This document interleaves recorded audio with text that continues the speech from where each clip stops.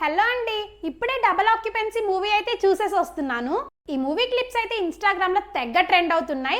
నేను కూడా మన ఇన్స్టాగ్రామ్ లో అయితే ఈ మూవీని సజెస్ట్ చేస్తున్నాను. స్టోరీ విషయానికి వస్తే దీంట్లో మన లీడ్ క్యారెక్టర్ మార్నింగ్ 12 అవర్స్ అమ్మాయి లాగా అండ్ నైట్ 12 అవర్స్ అబ్బాయి లాగా అయితే మారిపోతూ ఉంటారు. వాళ్ళిద్దరు డిఫరెంట్ లైఫ్ స్టైల్స్ అయితే లీడ్ చేస్తూ ఉంటారు. అది సరిపోదన్నట్టు వాళ్ళిద్దరికి డిఫరెంట్ పార్ట్నర్స్ అయితే ఉంటారండి. అది ఎక్కడి వరకు దారి తీసింది అనేదే స్టోరీ.